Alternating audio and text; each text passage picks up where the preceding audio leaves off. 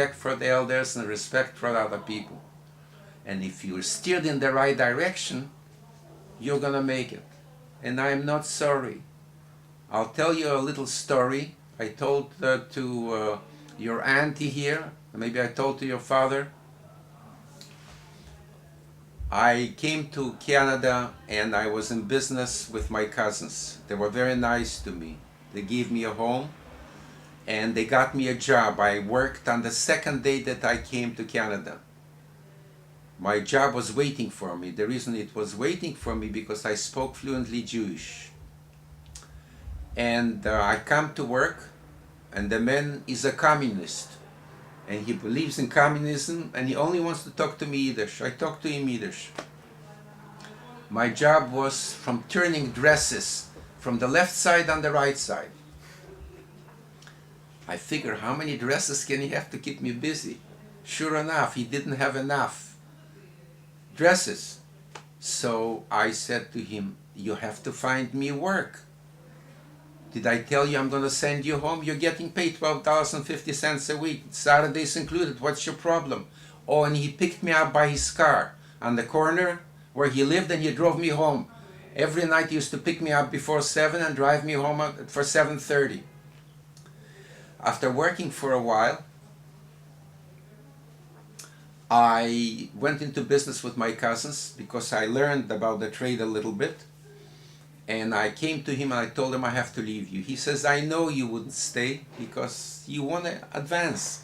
So we went into business and my cousins was my cousin's wife and a son. And we went into business and we were making aprons for ladies. I knew nothing about business, but I only knew about how to produce and about fabrics I learned. So we started the business and we were very successful. We were making a living and we were doing extremely well. When I got married in '57, before I came to Canada, just to take you back a little bit, I always had a dream. I said, I'm going to own my own house. I'm never going to rent anything. So they laughed at me. They said, you have $1. How are you going to buy a house? I said, that's my dream. We bought a house that were far away from the center of the town, and the house was $12,500, and you had to give a down payment of $1,500, and the mortgage was $57 a month, including taxes and everything. So when we bought the house, after a while, when I had a disagreement with my family, they kicked me out of the business and I remained with the house with $57 a month to pay for the mortgage, and Rosita is out of work. I went down to the bank that we used to deal with and he heard of me when I was in the business. I met him and he says to me, what can I do for you? I hear you're unemployed. Why are you coming to me? I have no money for you. I said, I want you to help me. What do you want? I'm going to start a business. Look, you don't know anything about business. All you know is about production that you learned. You're going to be a failure. I said to him, first of all, you have confidence in me, right? Give me a chance. Tell me how much you can give me and tell me what the terms are, and I'm going to try to live up to my commitments. Come here. He takes me into his private office. He says to me, listen, I like you and I'm going to give you a break.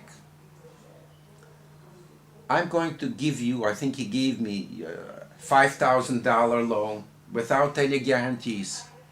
You cross me once and I'm going to kick you out on your ass. That's what he told me. The rest is history. I started the business. I couldn't afford to rent the place. So I took the basement that I had of the house and I set up a factory. I installed all the washers and the dryers so Rosita can wash her laundry I bought, that I rented, not bought, excuse me.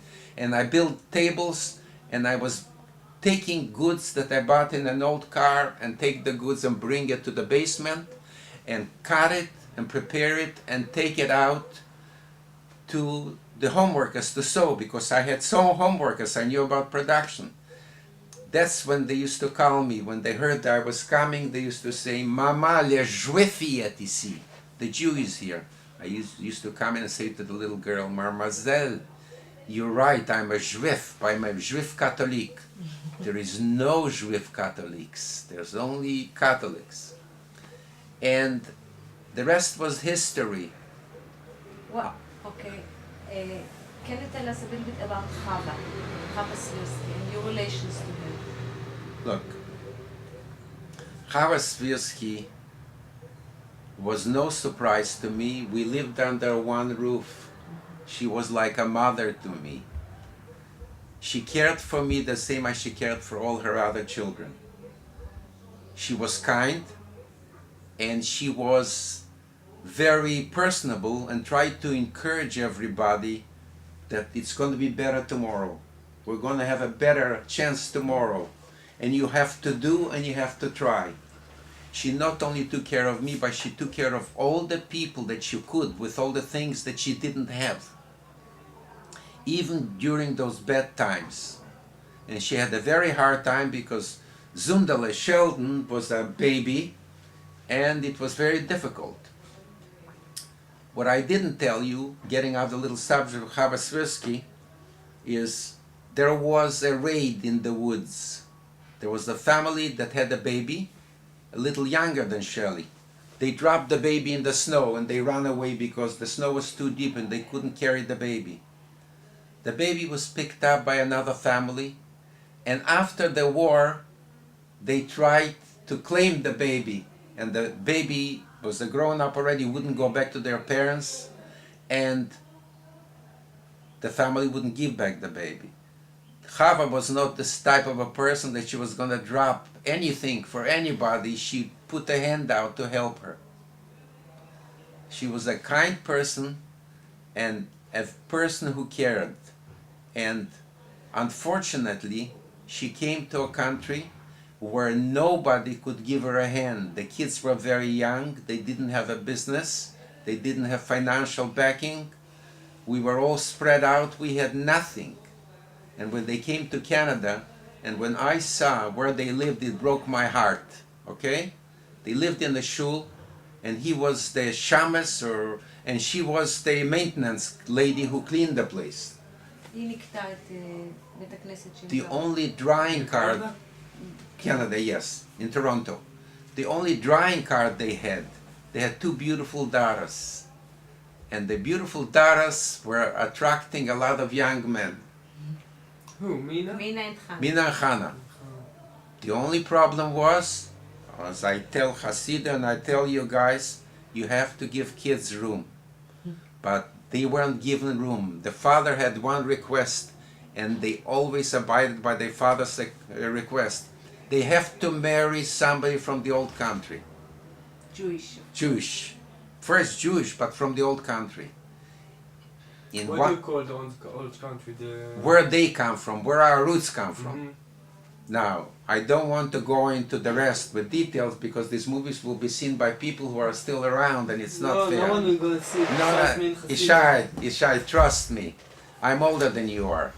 So Chava was a jewel for me. She was more than a mother.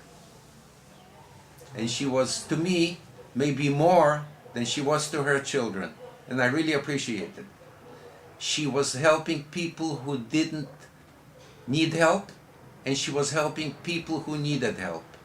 And even with all the work that she did, and she was in Toronto, and she used to send money to the people in the old country.